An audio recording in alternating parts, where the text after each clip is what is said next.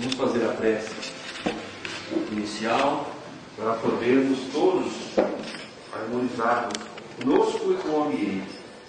Para isso, nós recomendamos cerrar levemente os nossos olhos, tendo a música de fundo a nos auxiliar na concentração, unidos no mesmo pensamento, em torno da figura excelsa, branda, amiga de Jesus, no meio da vida galileia, que nos legou o Evangelho, a Boa Nova, o roteiro para o equilíbrio, para a busca da perfeição. E através dele, buscarmos a Deus para agradecer a vida, a presente reencarnação, a oportunidade de nos encontrar através desses ensinamentos e de outros tantos legados pelos Espíritos superiores. Senhor Jesus, Espíritos amigos, obrigado por mais esta noite, por estarmos aqui, acompanhados de irmãos desencarnados, também carentes do teu ensinamento, da tua paz.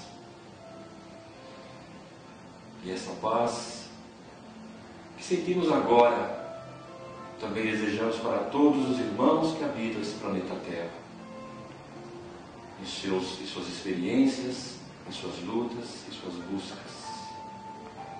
Abençoe os trabalhadores desta casa nesta noite. A Vânia, que irá desenvolver o tema, seja amparada e sustentada, para que possamos receber o ensinamento e nos ajudar na busca interior. Seja conosco, Senhor, agora e sempre. Que assim seja. Boa noite. Antes de falar do tema, eu quero mostrar um vídeo. E durante esse vídeo, que só tem uma música, não vai ter nada escrito, eu vou fazer alguns comentários. No primeiro momento, vocês vão achar que o vídeo e o tema, das frases que eu falarei, as observações que eu farei, não tem nada a ver com o tema em si que eu abordarei, mas vocês vão entender no final por que tem.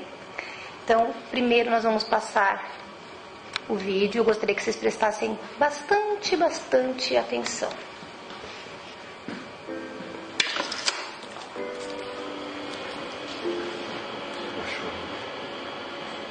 Nós vemos lá o casal apaixonado, a fecundação e a gravidez. Depois da gravidez nós vemos o resultado de muitas destas almas, desses espíritos reencarnados.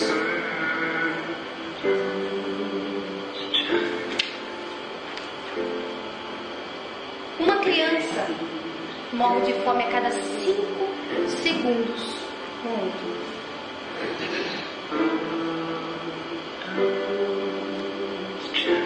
Até nós terminarmos de ver essa apresentação, algumas dezenas terão morrido.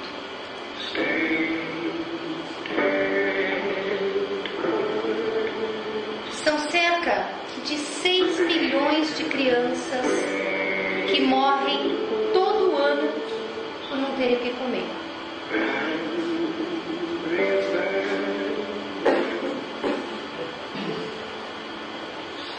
Além delas, outros 925 milhões de pessoas passam fome no planeta.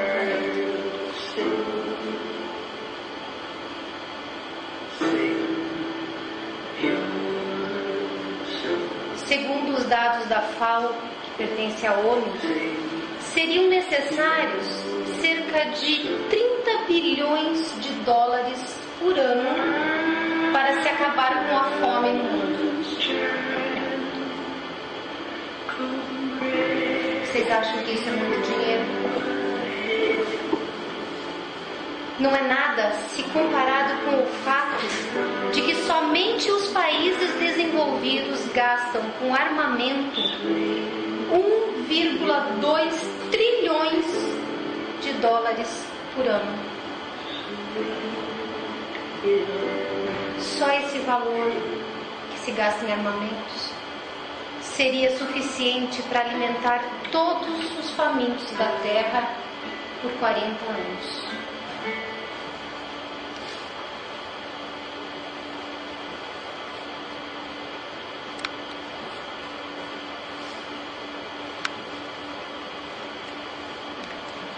E aí, o convite da nossa conversa de hoje, que é para a gente não viver só de aparência. Estou na sua frente. Quer mudar de lugar?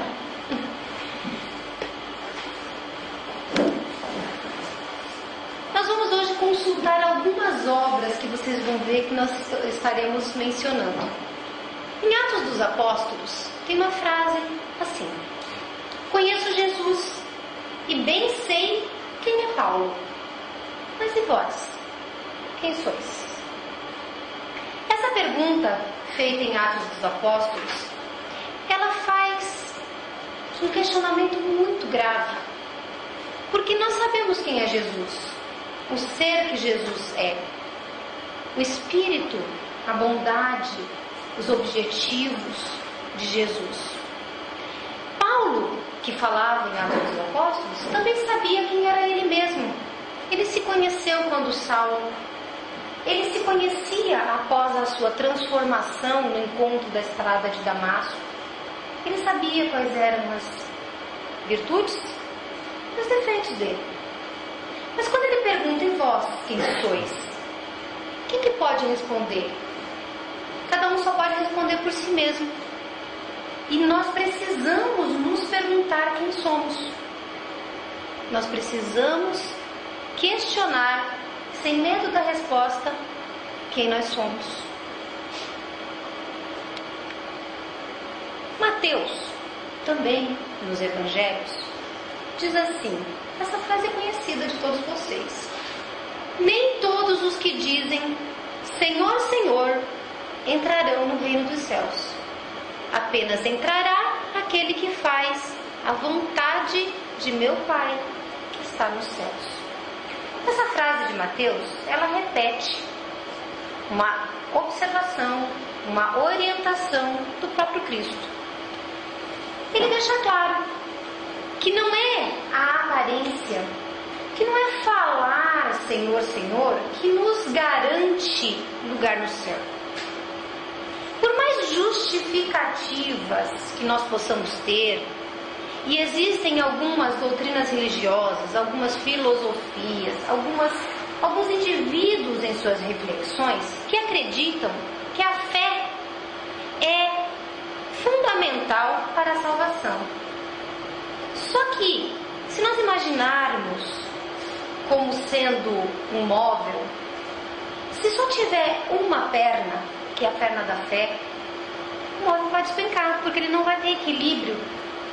Então a fé, ela é fundamental, ela é importante, é preciso dizer Senhor, Senhor. Nós oramos, nós fazemos as nossas preces, nós fazemos as nossas vibrações, nós precisamos estar ligados ao Pai através da fé.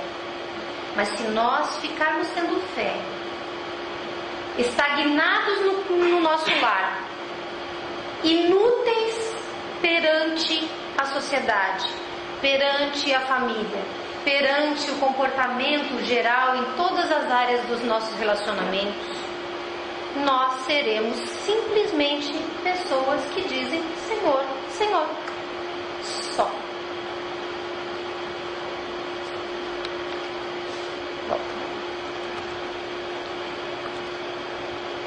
A virtude, diz o Evangelho segundo o Espiritismo, um espírito protetor.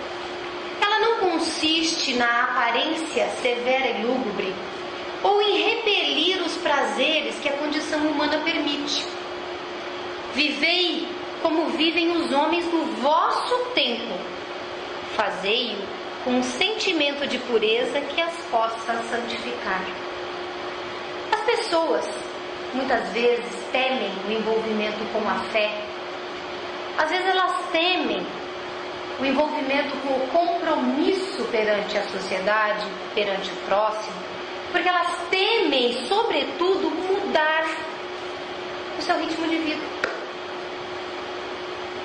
Eu recordo que quando eu tinha meus 10 anos, mais ou menos, nós éramos católicos e muito próximos das freiras, dos seminaristas e dos padres do lugar onde eu morava, porque a gente morava perto e eles eram muito ativos na comunidade, no bairro onde nós morávamos.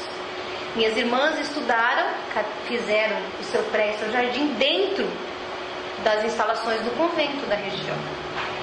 E eu me recordo que eu, pequenininha, lá com seus 9, 10 anos, entrei no convento, que era um lugar ainda pequeno, chão de madeira escuro, silencioso. Naquele momento não tinha ninguém, estava em outra sala. E eu pensei, eu quero ser freira. Eu olhei aquele ambiente e pensei assim, mas está tão silencioso aqui. Como está silencioso agora? E lembrei que eu era criança. E disse, puxa, mas eu gosto tanto de cantar. Eu gosto tanto de rir, eu gosto de menino. Eu posso servir a Deus sem ser freira. Vocês podem acreditar ou não acreditar no que eu estou contando, mas foi exatamente isso que aconteceu. Talvez eu já tenha tido experiência no passado e saiba o que é ser freira. E talvez não fosse a minha história ser freira nessa. Mas por que eu estou mencionando isso? Porque a virtude não precisa de um lugar, ela não precisa de uma forma, ela não precisa de um rito. Nós podemos ser virtuosos sendo felizes, podemos ser virtuosos sendo alegres, podemos ser virtuosos sendo candidatos a políticos, podemos ser virtuosos sendo torcedores de futebol, nós podemos ser virtuosos sendo diretores de empresa, podemos ser virtuosos sendo ricos, podemos ser virtuosos em qualquer lugar onde estejamos. Isso está escrito no Evangelho segundo o Espiritismo. O problema não é ser ou estar em determinados lugares, mas como agimos em determinados lugares. Então é importante que para nós sermos virtuosos nos conheçamos, para que quando as experiências vão nos provocando as reações, nós saibamos o que é certo, o que é bom, o que é justo fazer. Paulo, na primeira epístola aos Coríntios, diz: porque o reino de Deus não consiste em palavras, mas em virtudes. Agora há pouco nós falamos sobre apenas falar Senhor, Senhor. E aí Paulo reforça dizendo que não são as palavras que formam o reino de Deus, mas os comportamentos, a forma virtuosa que nós agimos. Eu não vou explicar o que é virtude aqui. Todo mundo sabe o que é virtude. Virtude é toda aquela atitude, sentimento, pensamento, ação que não faz mal para ninguém, que faz o bem para o próximo, que faz o bem para si mesmo. É o contrário do egoísmo, é o contrário do orgulho e de todas as outras imperfeições humanas. Então, se nós queremos o reino dos céus, nós costumamos dizer que ele não está aqui na terra, até porque Jesus afirmou isso, mas ninguém diz que nós precisamos ser só infelizes aqui na terra. Se cada um de nós vestir essa camisa da virtude, o compromisso com a virtude, nós todos poderemos ter um grau um pouco maior de felicidade. Talvez não a felicidade plena de ver o mundo feliz, de ver todo mundo satisfeito, de ninguém passar necessidade, de não haver doença, de não haver miséria, mas a felicidade de não estar com a consciência acusando a nossa omissão, que nós falamos e falamos de novo e não fazemos nada. E como nós somos pródigos em falar sobretudo do outro, porque o outro não fez, porque o outro deixou de fazer ou fez errado, e esquecemos de que ninguém, além de nós mesmos, tem que ter tanto foco da nossa atenção. Tiago, também nos Evangelhos, diz: assim também a fé, se não tiver obras, é morta em si mesma. Mais um reforço dizendo que a fé não sustenta a salvação sozinha. Ela é um pilar importante, um pilar que não podemos abrir mão. Mas ela não é o único pilar, porque se nós não usarmos essa fé para amar, e amar através da prática se chama caridade, nós também não seremos salvos, não ajudaremos o nosso próximo. E quando eu falo de salvação, eu estou falando da salvação não como alguns entendem, que é Deus nos preservar e nos colocar num lugar de paz, de harmonia, de felicidade, sem que nós não tenhamos feito nada ou pouco tenhamos feito para merecer. Estou falando da salvação que não é trabalho de ninguém senão nosso. Nós somos reencarnacionistas. Nós falarmos que seremos salvos pelo nosso trabalho, pelo nosso esforço, pelo nosso mérito, pelo nosso sacrifício, é racional, é lógico, porque isso significa que tudo aquilo que a gente recebe de bom, a gente mereceu, e que tudo aquilo que a gente faz de bom, nós acabamos por ser colaboradores de Deus, colaboradores do Cristo na Terra. Vejam que a palavra colaborar, laborar, significa trabalhar. Colaborar é trabalhar junto. Nós temos que ser colaboradores de Deus na Terra.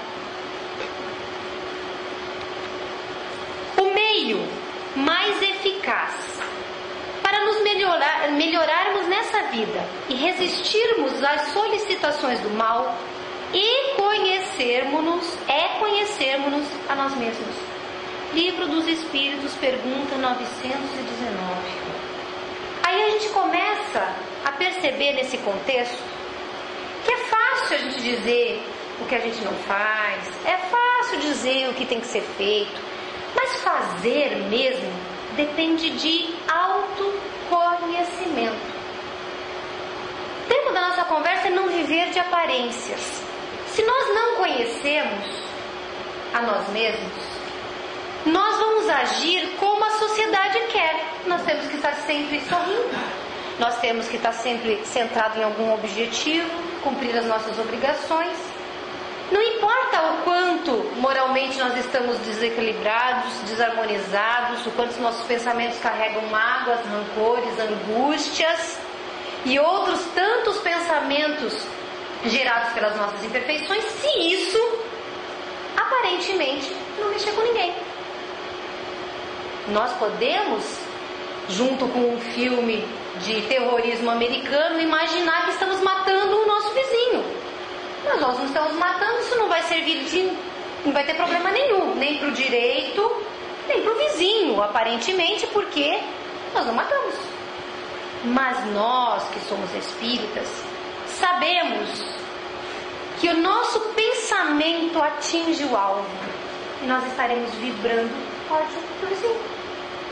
Se nós conhecermos e soubermos que nós odiamos ainda, que nós carregamos mágoas, que os nossos sentimentos são inadequados perante a proposta de amor, de caridade, de fraternidade, nós vamos controlar os pensamentos. No primeiro momento a gente vai pensar porque a gente sente, mas depois a gente vai tentando, exercitando, desviando a atenção disso para outras coisas mais produtivas, até que a alma amadureça e seja capaz de não sentir mais, de não pensar mais, de não desejar mais nada de mal, somente o bem. Paulo, em Romanos, E é interessante que eu estou citando Paulo, mas não é proposital, é que são as frases que cabem bem na nossa conversa. Diz que, a frase dele, o cristianismo diz aos homens não só o que eles devem fazer, mas também lhes fornece o poder de fazer.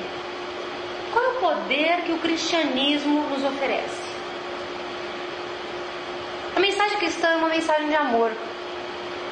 É uma mensagem que diz o seguinte: existe um lugar melhor do que a terra nos esperando. Mas para alcançar este lugar melhor, nós precisamos amar desde já. Para alcançar e merecer este lugar melhor, nós precisamos praticar coisas boas, aquilo que gostaríamos que fizessem conosco para com o próximo, de forma que as nossas ações sejam sempre construtivas.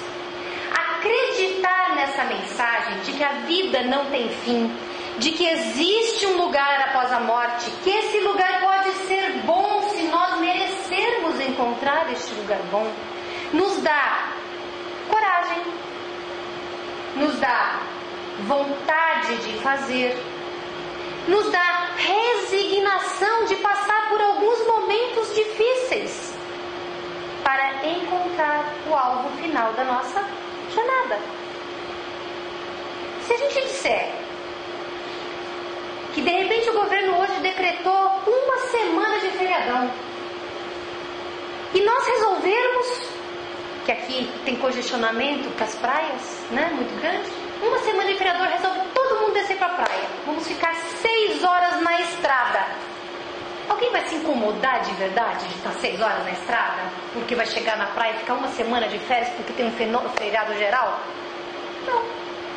Vai levar a sua água, seu suquinho, seus petiscos, uma musiquinha, vai bater papo. Quando tem parada no caminho, você desce do carro, estica as pernas, conversa com o cara do carro do lado. A gente faz do trajeto, mesmo que aparentemente seja difícil, demorado, árduo, debaixo de sol, debaixo de chuva, debaixo de frio, a gente vai fazer o melhor trajeto, para que quando chegar no final nós estejamos bem para aproveitar o alcance do nosso objetivo.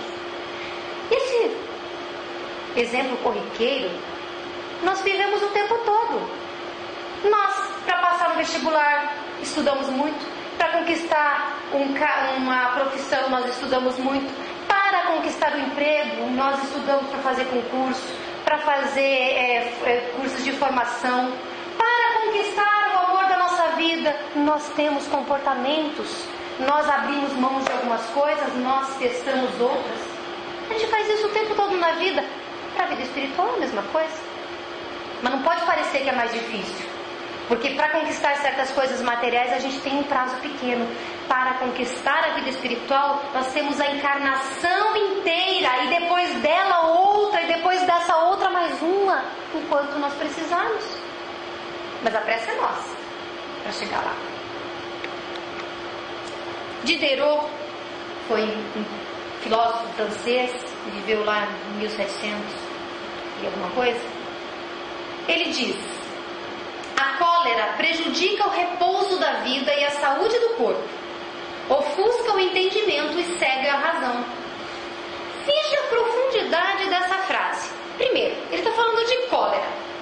Quando a gente assiste toda a podridão política que aparece aí na TV, a gente fica com raiva. E a gente fica remoendo. Ninguém faz nada, ninguém se associa para o partido político, ninguém vai cobrar do seu candidato o que eles prometeram, ninguém acompanha a TV Senado, TV Justiça, TV não sei o que.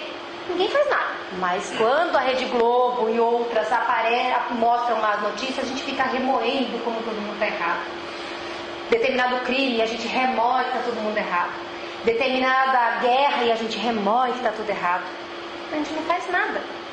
Só que acontece, então a cólera, e aí nós poderíamos estender outras imperfeições dentro disso que o Diderot também falou, ele prejudica o repouso da vida e a saúde do corpo. E mais, ofusca o entendimento e cega a razão, porque a partir do momento em que a gente já só raciocina através da raiva, da indignação, nós ficamos cegos.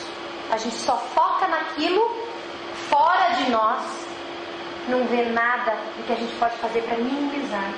Porque o dia que nós entendermos que o mundo muda, quando nós mudamos, nós vamos trabalhar diferente. Claro que se uma pessoa muda efetivamente para o bem, para trabalhar com justiça, com amor, com bondade, com caridade, com fraternidade, se uma pessoa só muda, o mundo aparentemente continua a mesma coisa. Mas e se essa pessoa está convivendo em sociedade e ela começa a exemplificar? No primeiro dia é diferente, as pessoas acham que não vai mudar. No primeiro mês, as pessoas acham que ele está empolgado. No primeiro ano, elas pensam, nossa, ele está gostando mesmo dessa ideia de ficar bonzinho, né? Nos primeiros 10 anos, várias pessoas já estão reagindo parecido com ele. E isso vale para tudo, para o bem e para o mal, dependendo das tendências e da predisposição de cada alma. Então é preciso que a gente não esqueça de agir para mudar o mundo. Eu não tenho que desejar que o outro mude, eu mudo. Só eu. Provérbios diz, lá na Bíblia: o homem benigno faz bem à sua própria alma, mas o cruel perturba a própria carne.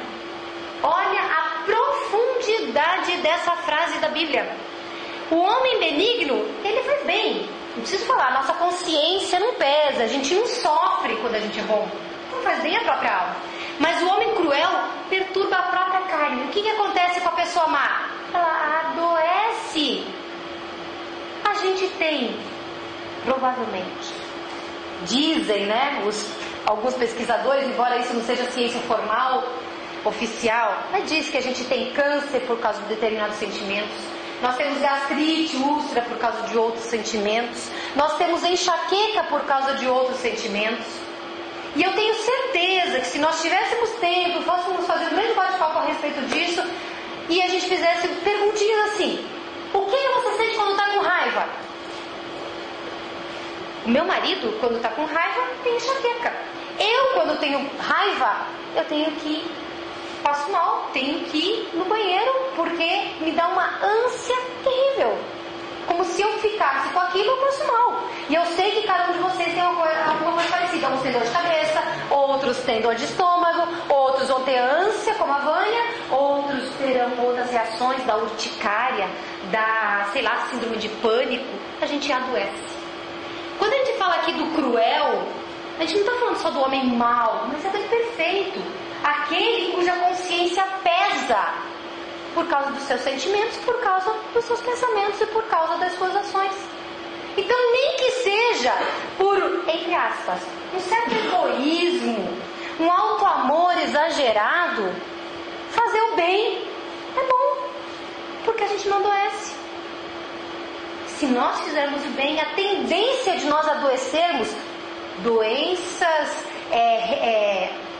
previstas na encarnação por causa do nosso passado à parte, mas doenças novas, vocês acham que a gente só tem doença aqui porque a gente está resgatando o passado? Não, senhor. A gente vem lá com um ou dois probleminhas do passado para resolver, porque senão nós não aguentamos o tranco. Mas quando nós chegamos aqui, a gente abusa. É a pessoa que passa mal de tanto beber, é a pessoa que tem doença de tanto comer, é a pessoa que tem doença de tanto falar mal da vida dos outros, de ser invejoso, de ser ciumento, de ser estressado. Essa frase ela é mais longa. A aflição desse tempo será tão grande como ainda não houve igual, desde o começo do mundo até o presente. E como nunca mais haverá. Prestem atenção, está falando desse momento nosso, a aflição do nosso tempo. Não teve maior. Continuando. Uma mulher, quando dá à luz, ela está em dor, porque é vinda a sua hora. Mas depois que ela dá à luz a um filho, não mais se lembra de todos os males que sofreu, pela alegria que experimenta de haver posto no mundo um homem. É assim que agora estáis em tristeza.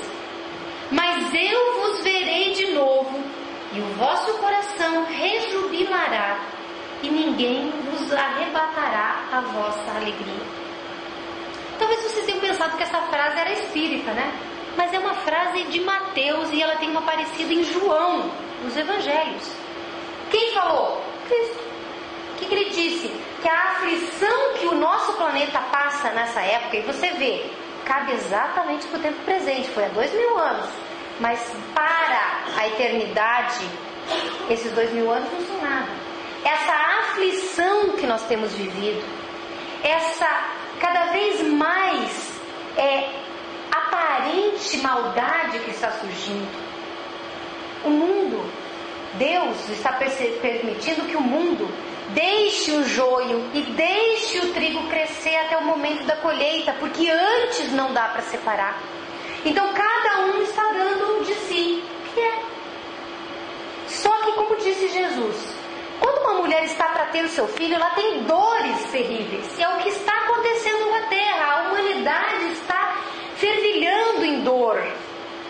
Só que quando nós passarmos desta época em que os bons forem em maior número que os maus, nós, por mais que tenhamos imperfeições, nos esforçarmos para acertar, para fazer o que é certo, o que é justo, o que é correto, é como nascer o filho, a Terra virando de planeta de expiações para planeta de regeneração, que todos nós sabemos que está já em trânsito.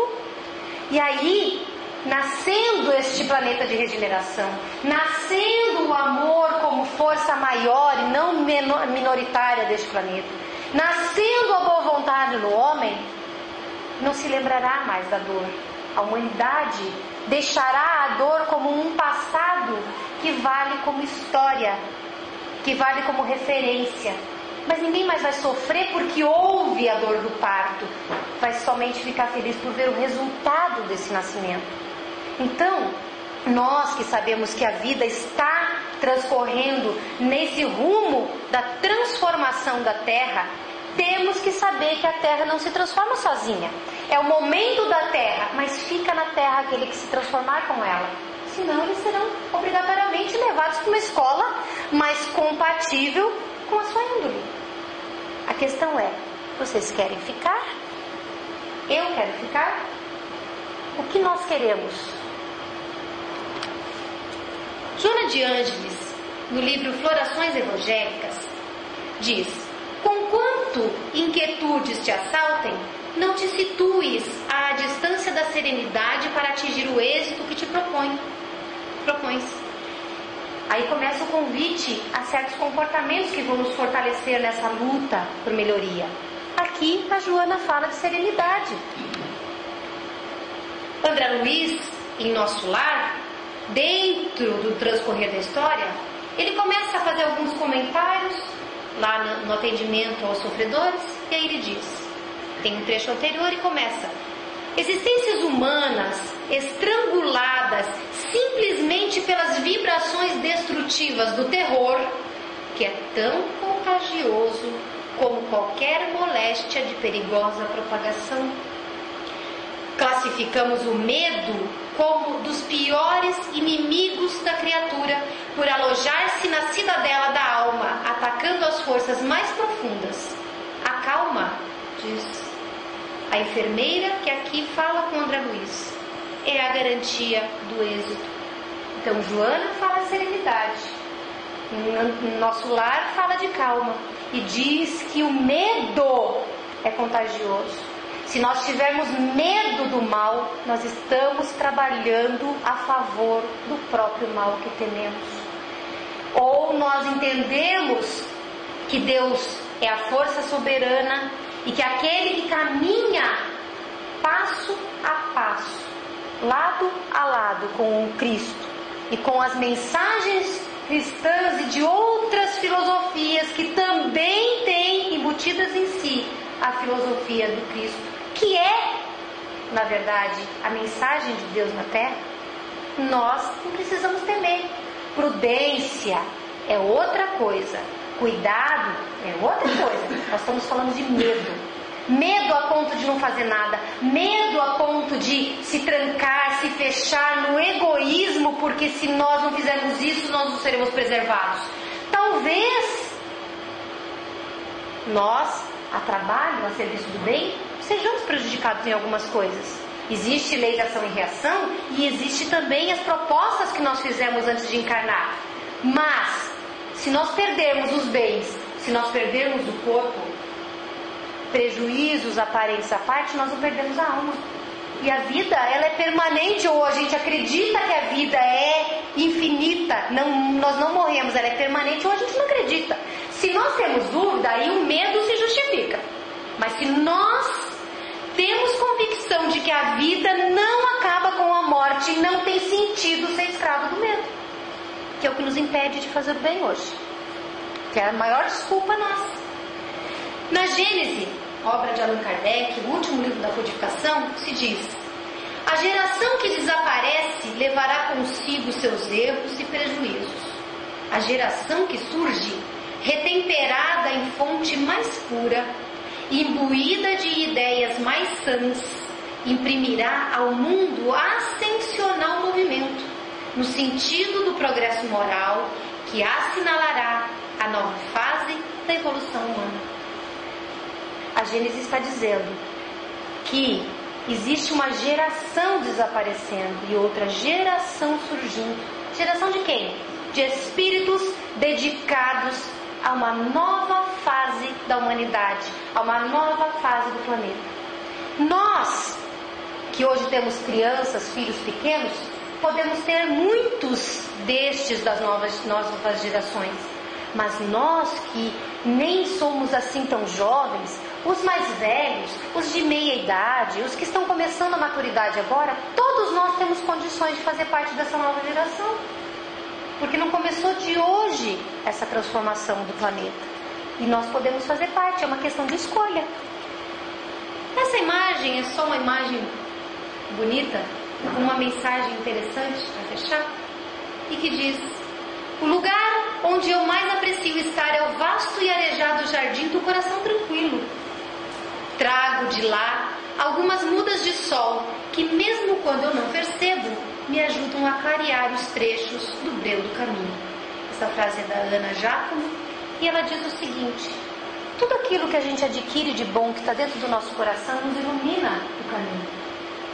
E aí vocês devem estar se perguntando, a Vânia falou que aquelas imagens do começo e aquelas frases tinham alguma coisa a ver com tudo isso que ela falou e eu não vi nada. O que eu quero dizer e mostrei para vocês é que ninguém tem a desculpa de não ter o que fazer. Ninguém tem justificativa de dizer eu não sei por onde eu começo. Talvez nas imagens tinha lá crianças miseráveis, famintas na África. A gente não vai para a África, mas aqui embaixo de algum pontilhão, em alguma esquina, tem criança morrendo de fome. Mostrou pessoas em guerra. Nós não vamos lá para o Oriente Médio, mas aqui, talvez no lar, perto da nossa casa, talvez numa comunidade pobre e carente, tem família em guerra. Se nós quisermos amar e praticar o amor, nós vamos achar o de fazer. Nós vamos achar o que fazer. Não é mais tempo de viver só de aparências. Nós não podemos ser cristãos de fachada. Nós não podemos ser espíritas de aparência. Jesus disse que o teu sim seja sim, e que o teu não seja não. Cabe a cada um de nós responder: eu sou cristão? Se for sim, que seja. Eu agradeço muito, muito a paciência, a compenetração de vocês, porque o tema hoje trouxe muita informação, muitos textos, e eu acredito que, da mesma forma que eu sinto que mexe comigo, deve ter mexido com vocês. Eu espero que vocês levem daqui essa reflexão e que isso transforme vocês um pouquinho mais. Porque se vocês já estão aqui, se eu estou aqui, se nós todos nos dedicamos a essa causa, é porque a gente já começou a mudar, a gente já deu o primeiro passo. Então o negócio é continuar a caminhada e ver para onde a gente quer ir. Que Deus abençoe a todos. Prece final.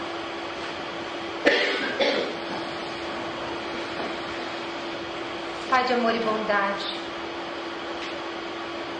nós que para a encarnação talvez sejamos pessoas equilibradas, maduras, ainda nos sentimos um pouco crianças, imaturos espirituais que ainda não sabem pisar com firmeza no chão da tua seara. Mas nós já temos uma meta, que é a meta de alcançar o teu profundo amor através do merecimento. Depois desta noite, de conversarmos sobre estas mensagens de muitas fontes, que todas nos incentivam a trabalhar por nós mesmos, só temos a pedir que nos ajude nessa luta, nessa labuta, nesse trabalho de transformação moral. Não permita, Senhor, que nós cansemos, que nós nos acomodemos e que nós desistamos de nós. Até porque, se não lutarmos por nós mesmos, estaremos deixando também de lutar pelo nosso próximo, aos quais nós devemos o nosso amor, o nosso exemplo e o nosso fraternal carinho. Que Jesus nos ampare hoje e sempre, que possamos refletir sobre todas essas mensagens e que levemos daqui dessa casa quem nos recebe com tanto amor e com tanta vibração gostosa, salutar para a alma, essa energia, não só aos nossos lares e aos nossos entes queridos, mas a todos os próximos que cruzarem o nosso caminho. Que Deus abençoe a todos que nos acompanhem e que a gente possa se encontrar em breve, se Deus assim quiser. Que assim seja. Graças a Deus e graças a Jesus.